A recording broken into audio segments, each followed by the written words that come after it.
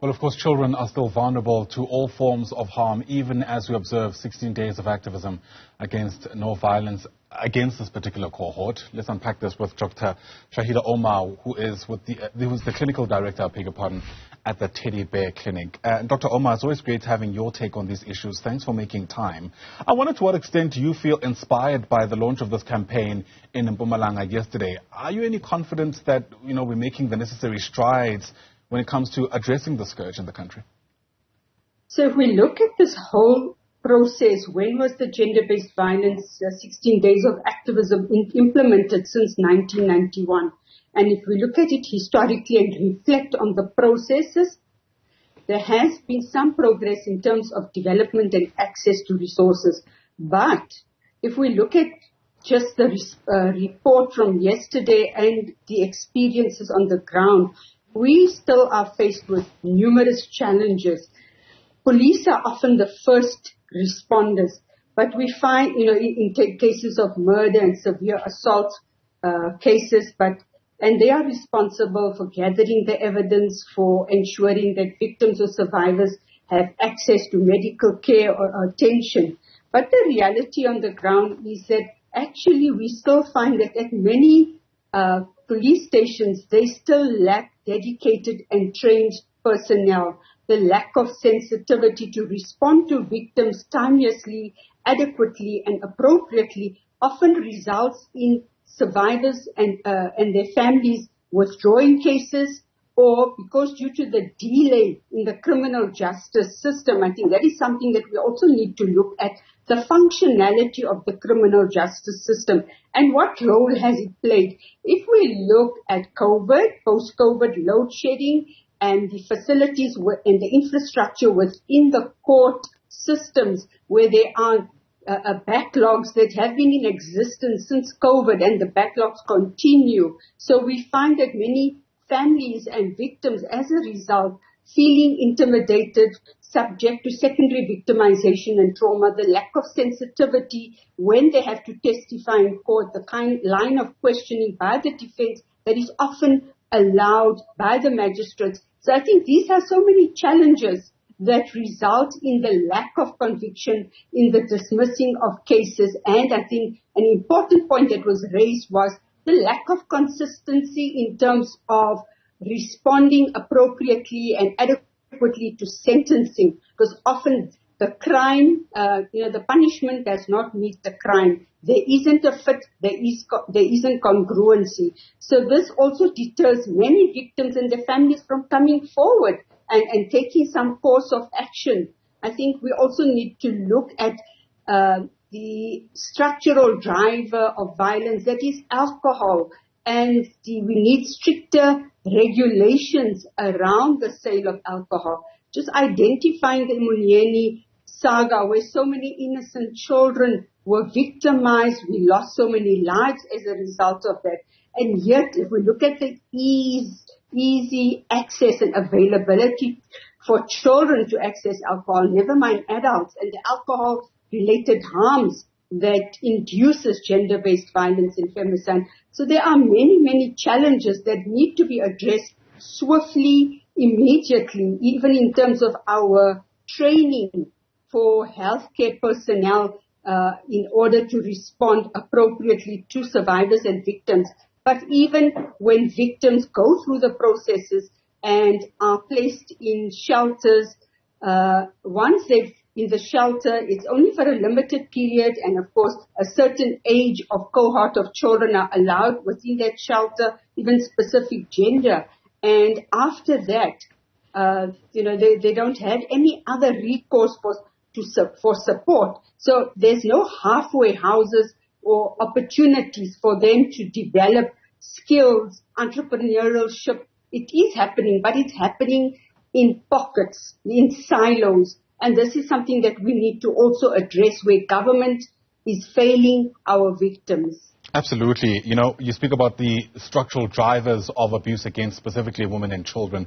And just recently we heard of a man who was convicted of about 6,400 years in jail, effectively after being found guilty of more than 1,000 charges of child pornography. The police minister was speaking about how this is a sign that strides are being made. And it's certainly stories like this bring into sharp focus the many different other issues which allow the abuse of children to take place, like the pornography industry in some instances. And I wonder, you know, you get a sense that there's an acute awareness of that, and more importantly, that we're actively trying to reduce those types of drivers, for lack of a better term. Indeed. So if we look at the online sexual exploitation, we look at, you know, the concern and worries around child trafficking. That is a harsh reality which many of us are in denial. It's happening. It's happening. Trafficking does not mean that you have to actually take a child across the border from one province to the next province, from one town to the next town. It could be that it happens whilst they're in and out of school, whilst it was mentioned that home is not always a place of safety, that sometimes home is the place where children get violated and abused. So these are many challenges. We know with the digital advent and exposure, many children have been violated and are subjected to further brutalization because of online predators. Only this past week, we were aware of top 27 sexual predators who have violated children, and out of the 27, 4 have been identified. But we know that that's even the tip of the iceberg, because so many more children have been victimized, and because of the lack of appropriate, adequate and insensitive responses by some of our law enforcement agencies, this deters families and children, victims, from coming forward, because often the response is, what's going to happen? I'm only going to be subjected to more brutal questioning, interrogation. Often the victims feel it's almost a reversal of roles, where they feel that they are the perpetrators, they've asked for it, and suffer with so many mental health issues, behavioral manifestations, because of the lack of appropriate responses. And, justice delayed is justice denied.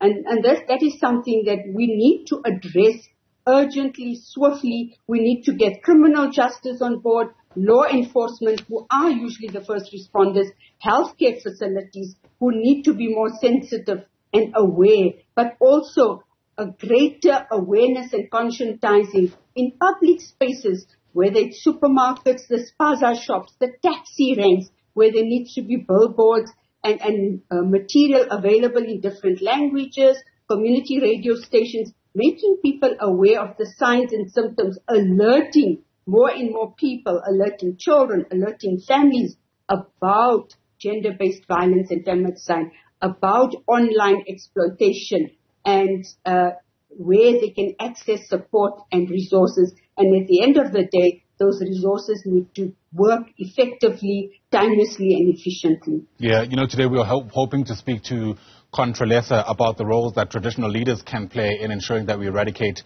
abuse against women and children. Because let's face it, there are a lot of patriarchal norms and gender inequality beliefs that are steeped in certain interpretations of culture and tradition. As I ask that, I wonder if you get the sense that there is enough of bringing on board those leaders, right, to ensure that they are changing their messaging to people who still look to them for some kind of moral authority around how to live their lives. You've raised such a pertinent issue. Of course, we need that level of support from the traditional leaders, from the faith-based organizations, from the chiefs in the different villages. That kind of support and level of support is critical to breaking down, to dismantling the patriarchal structures that are so deeply entrenched in all societies.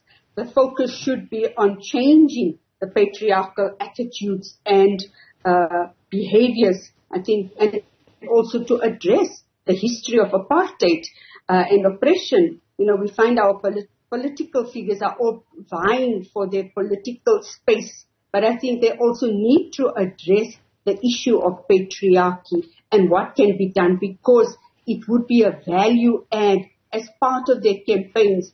They need to be authentic, genuine, and sincere in addressing this. So the more people we have on board and addressing particularly the rural areas where there are so few resources and far between, where people don't even have access to transport, don't have access to digital devices to actually make a report. Those are the things that need to be addressed as well. But I think looking at the 16 days of activism, I think something that we need to be aware of, another risk factor is safe access to drinking water, which we consider a basic human right.